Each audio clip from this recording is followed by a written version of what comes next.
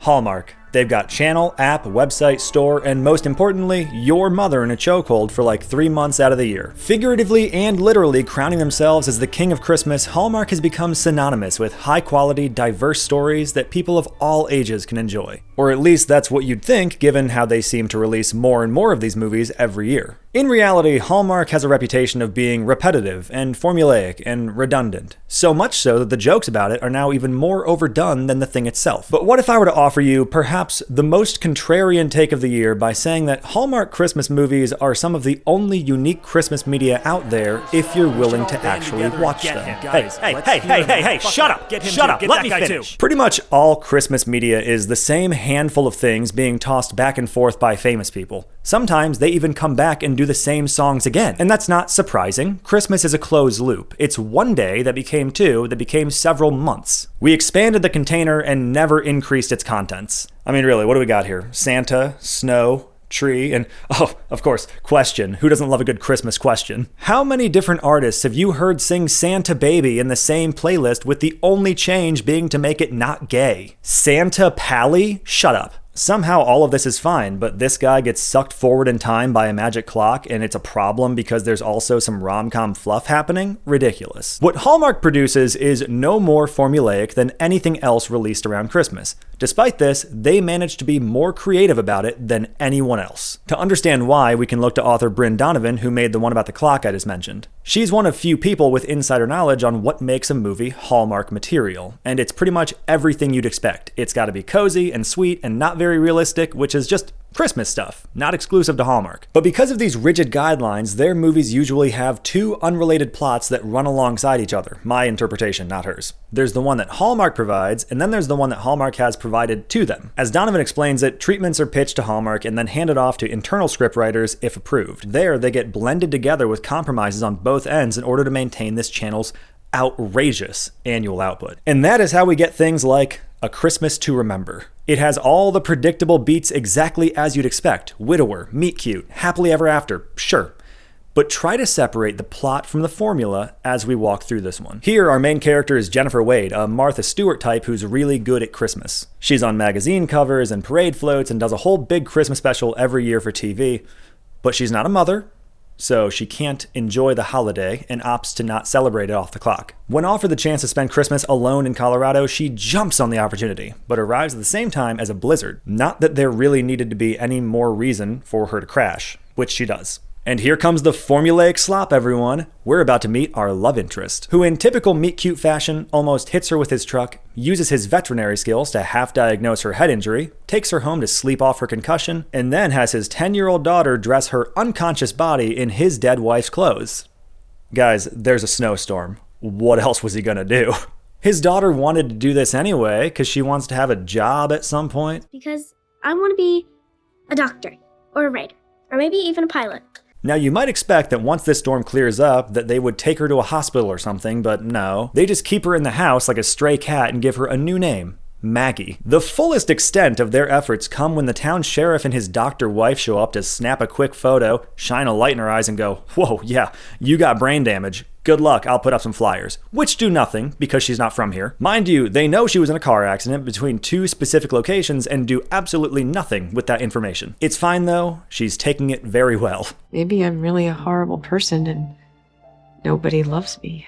So it takes like a week before the sheriff thinks to send her photo out nationwide, and somehow that doesn't offer any results at all either, even though she's famous and is one of only 2 people on Earth who looks like Mr. Beast. The other being Mr. Beast. Anyway, they just keep her in the house and treat her like a Christmas miracle. She mothers the kids, she makes dinner, she decorates, she gets into arguments over infidelity but needs to get off his back because there was mistletoe, so it wasn't a real kiss. Jennifer is fully assimilated into their lives in a matter of days, all while dressed in his dead wife's clothes. A dead wife that she eventually asks him about, but then has to clarify she wanted to know about her as a person rather than a diagnosis. I actually wanted to kind of hear, like, what What was she like? She wasn't sick for all that long. And when someone finally recognizes this woman as a celebrity chef, they use it as leverage, calling the broadcast company she works for in New York instead of like, I don't know, the fucking authorities. This town is evil as hell. They treat this lady like a stray animal. And like actually. There's a whole conversation midway through where this guy gives the "if you love something, let it go" lesson while using an anecdote about a rabbit he nursed as a child. Jennifer's friends eventually show up and claim her, and Christmas is ruined for about a day because she can't just go back to her old life, not when she was given the Christmas gift of stumbling into some dead ladies. But even if Jennifer wasn't coming back, the family was not gonna let her go. On Christmas morning, they all decide they're headed to New York to reclaim what's theirs. I mean, fuck what that old man said about the rabbit. She's ours. Don't worry, she saves him the trip and comes back on her own because just like a stray animal, she knows where the food is. And that's a Christmas to remember, something that very obviously should have been like, I don't know, a psychological thriller or something that was then transformed into a Hallmark movie. You might be saying at this point, okay, yeah, that's one example that just so happens to have some psychological thriller undertones. But that's only if you follow the Rugrats are all dead logic and try to make every innocent thing dark.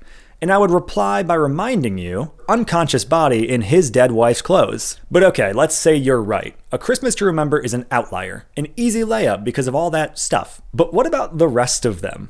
Private Princess Christmas? A princess is forced to either serve in the US military or lose her throne to her uncle? That's like if the Bush twins were forced to join the Queen's Guard because they accidentally leaked documents linking their father to 9/11.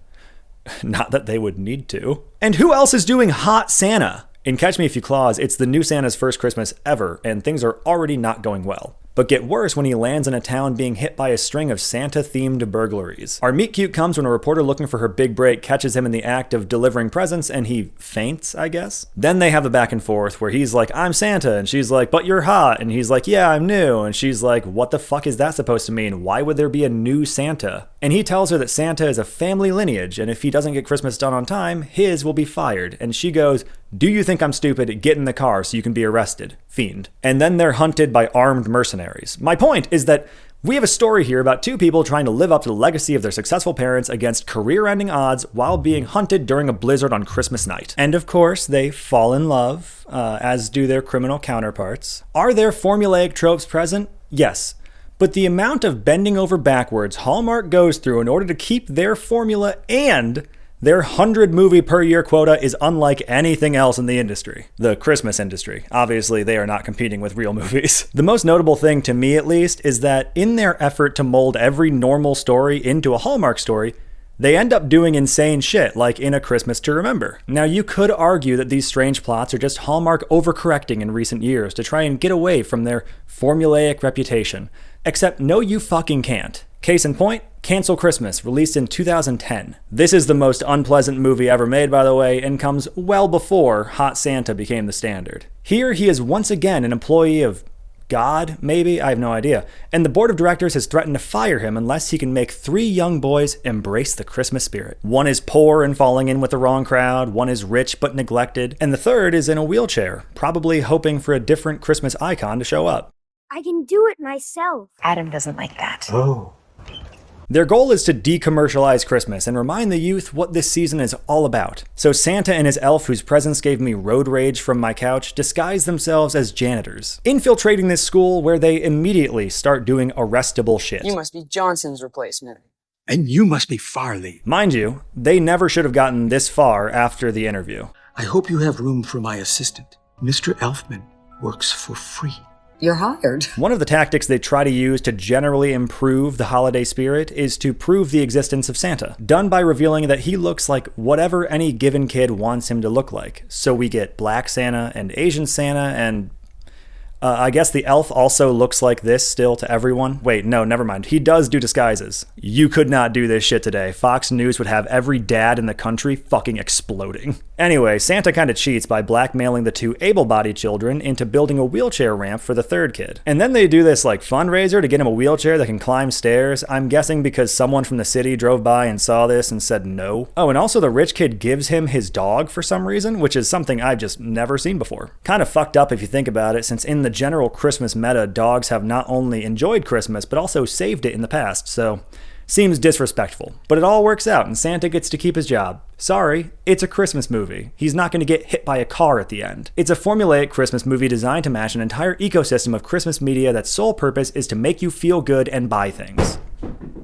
Would I prefer Hallmark be less predictable in its storytelling?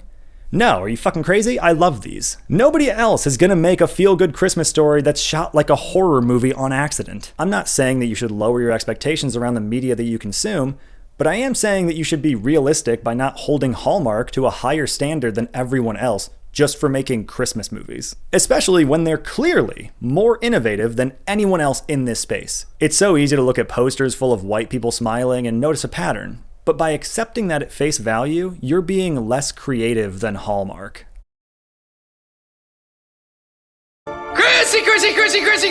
Chrissy! Woo-hoo!